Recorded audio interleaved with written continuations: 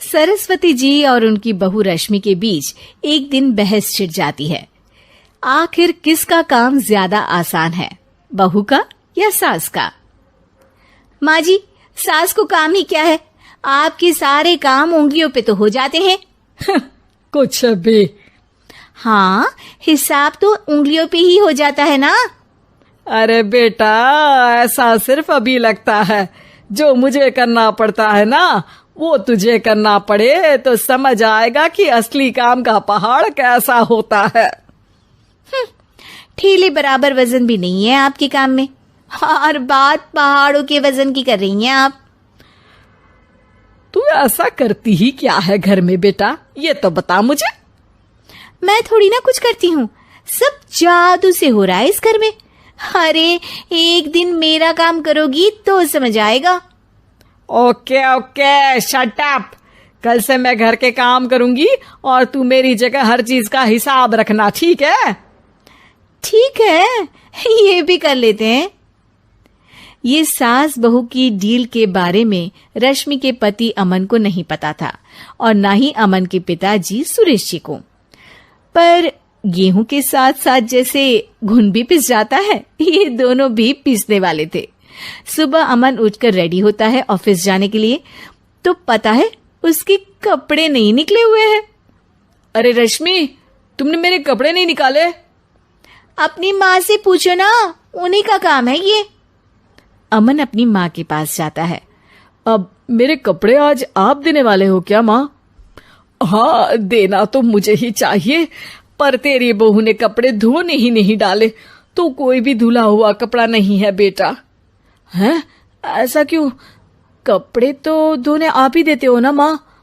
अरे बहू ने तुझे बताया नहीं, अब हम अदल बदल गए हैं। मैं अब बहू और तेरी बीवी सास। अमन परेशान हो गया। वो बिना इस्त्री के कपड़े पहनकर ऑफिस चला गया। सरस्वती जी अपने घुटने के दर्द के कारण झुककर घर साफ नहीं कर पा रही थी और ना ही खाना बनाना याद रख पाई। उधर रश्मि पहले ही दिन घर की चाबी घुमा चुकी थी और 300 रुपए का हिसाब अलग नहीं मिल रहा था। पर दोनों का ही घमंड कैलाश पर्वत से भी बड़ा था और दोनों ही खेमे एक दूसरे की बात मानने को बिल्कुल तैयार नहीं थे। शाम को जब सुरेश जी और अमन खाना खाने बैठते हैं तो सरस्वती जी उनके सामने गाजर और पपीते लाकर रख देती हैं। अरे माँ, ये क्या है? ख्याली पुलाव के साथ सलाद। माँ जी खाना बनाना भूल गई लगता है। अरे एक एक चमन्नी का हिसाब है मेरे पास, खाना बनाना कैसे भूल जाऊंगी? ये तो मैंने पढ़ा था कि फल फ्रूट खाने से सेहत अच्छी रहती है, इसीलिए ये ले, एक फल खा ले। रात को सुरेश जी और अमन अपनी मीटिंग बिठाते हैं अकेले में। बाबूजी, इनकी लड़ाई के कारण ना हमें ठीक से खाना मिल रहा है, उल्टा घर के सारे काम रुक गए हैं। हाँ बेटा, 2 भैंसों की लड़ाई में बेचारे खेत के पौधों का भी नुकसान हो रहा है। पर पापा, क्या बताऊं आपको, मैंने माँ को इस महीने की 2 तारीख को बिजली के बिल के पैसे दिए थे। आज बिल भरने के लिए मांगने गया तो पता चला कि रश्मि उन पैसों से गैस सिलेंडर ले आई। अच्छा, तो सिलेंडर के पैसों का क्या हुआ? अब सिलेंडर के तो कोई पैसे नहीं थे बाबूजी, हमारे घर पर गैस की पाइपलाइन लगी है ना। बेटा, इन दोनों का कुछ करना पड़ेगा, नहीं तो अपने घमंड के चक्कर में पूरा घर बर्बाद कर डालेंगी ये दोनों। अमन और सुरेश जी काफी सोच विचार के बाद एक निष्कर्ष पर पहुंचते हैं। रात ही को दोनों अपनी पत्नियों की अलमारी से नई साड़ी निकालते हैं और सुबह जब रश्मि और सरस्वती जी उठते हैं तो देखते हैं कि दोनों पति साड़ी पहनकर चढ़ाव पर सब्जियां काट रहे हैं। अरे ये सब क्या हो रहा है? क्या हो रहा है मतलब? आप दोनों अदल बदल हो सकते हो तो हम क्यों नहीं? अरे क्या मतलब? नहीं नहीं, मेरी भी बचपन से किसी की बहू बनने की इच्छा थी, तो आज से सरस्वती तुम बड़ी बहू, मैं मिडल बहू और अमन छोटी बहू। अरे लेकिन सब घर पर बैठ जाएंगे तो कमाएगा कौन? ये घर कैसे चलेगा? अब वो तो भैया या बाकी लोग जाने, अब हमने भी अदल बदल कर ही लिया है तो कुछ नहीं हो सकता। रश्मि और सरस्वती जी को समझ में आ जाता है कि उन दोनों की आपस की डील के वजह से इन दोनों को बहुत तकलीफ हो रही है और उनके ईगो ने दूसरों को कितनी यातनाएं दी है।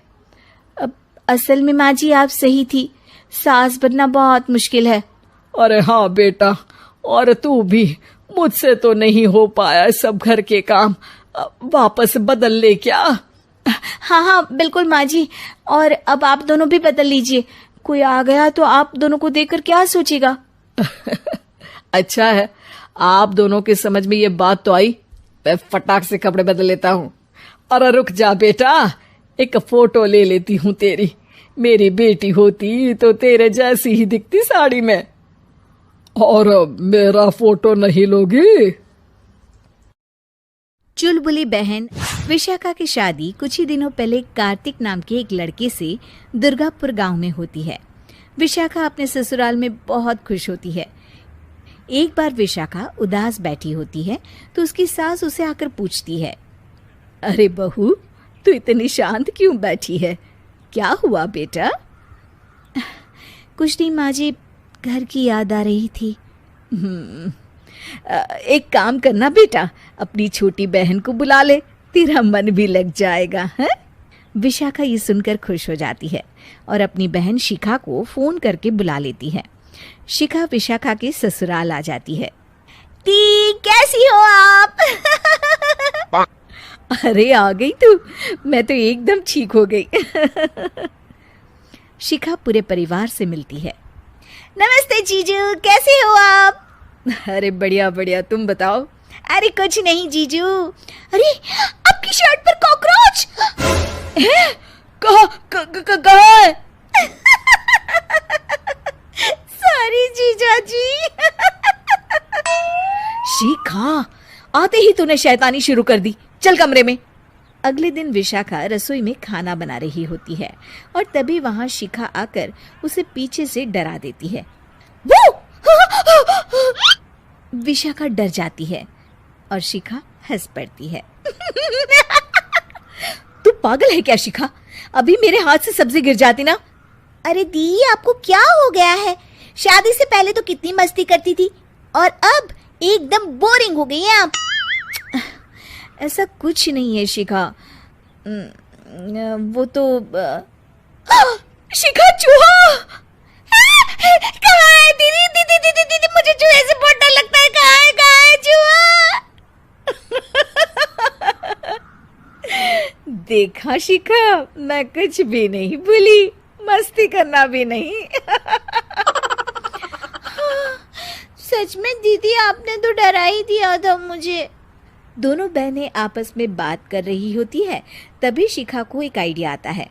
दी, क्यों ना आज हम इन सबको डराए? नहीं नहीं शिखा, ये मेरा ससुराल है, यहाँ लोग मजाक में नहीं लेंगे तुम्हारी बात को। अरे दी, तुम भी ना कितना सोचती हो। रात में जब सब सो रहे होते हैं कि अचानक से विशाखा की सास को पायल की आवाज सुनाई देती है। वो आंगन में आकर देखती है तो आवाज आना बंद हो जाती है। अरे कौन है इतनी रात को? वो जैसे ही मुड़ती है तो देखती है कि सफेद साड़ी में एक औरत घूम रही है। वो डर जाती है और भागकर अपने कमरे में चली जाती है। वो औरत और कोई नहीं पर शिखा होती है। सास को डरा हुआ देख शिखा जोर जोर से हंसने लगती है।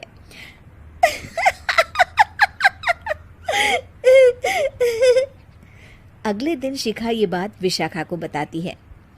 ऐसा तुझे नहीं करना चाहिए था शिखा, ये मेरा ससुराल है और तू यहाँ ऐसे मजाक नहीं कर सकती। किसी को पता चल गया ना तो हमारी तो शामत आ जाएगी। अरे कुछ नहीं होगा दी, मैं तो सोच रही हूँ कि आज अच्छे से मेकअप भी कर लूं तो और ज्यादा मजा आएगा। शिखा वहां से चली जाती है और विशाखा की सास ये सब सुन लेती है। ओह, तो ये सब शिखा का करा धरा है। रात में जब पूरा घर सो रहा होता है तो शिखा फिर से मेकअप करके आती है और पायल की आवाज फोन से बजाकर टहल रही होती है घर में। तभी उसके ससुर आ जाते हैं। शिखा जैसे ही उनको डराती है वो अचानक से गिर पड़ते हैं और बेहोश हो जाते हैं। शिखा ये देखकर डर जाती है। अरे अंकल जी, क्या हो गया आपको? दी, जीजू, जल्दी आओ। अंकल जी उठिए ना। सारे घर वाले वहां आ जाते हैं। अरे पापा, क्या हो गया आपको? क्या हुआ शिखा? ये बेहोश कैसे हो गए? अरे तूने डराया क्या इन्हें ये चुड़ैल जैसा मेकअप करके? हैं? आंटी जी, मैं तो बस मजाक कर रही थी। मुझे नहीं पता था कि अंकल इतना ज्यादा शॉक्ड हो जाएंगे। तुझे पता है ये दिल के मरीज है। हे भगवान, इन्हें तो दिल का दौरा पड़ गया है। शिखा घबरा जाती है। क्या दिल का दौरा? तेरी वजह से आज इनकी ये हालत है। इन्हें कुछ भी हुआ ना तो तू जेल जाएगी, समझी? शिखा रोने लगती है। नहीं नहीं आंटी जी, ऐसा मत बोलिए, अंकल को कुछ नहीं होगा। तभी ससुर को छींक आने वाली होती है। वो छींक रोकने की कोशिश करते हैं, लेकिन फिर भी उन्हें छींक आ जाती है और उनकी आंख खुल जाती है। अंकल, आप ठीक तो है ना अंकल? ससुर और सास हंसने लगते हैं। क्यों बेटा, सिर्फ तुम्हें ही मजाक करना आता है क्या? है तो क्या पापा बेहोश नहीं हुए थे? अरे नहीं नहीं, मैंने ही प्लान बनाया था ये। पर क्यों माँ? क्योंकि विशाखा को लगता है कि ये उसका ससुराल है। उन्हें ऐसी मजाक वाली बातें पसंद नहीं आएगी। पर उन्हें ये नहीं पता कि अगर ये दोनों बहनें शेर हैं तो हम भी सवा शेर हैं। ये तो बिल्कुल सही कहा आपने आंटी जी।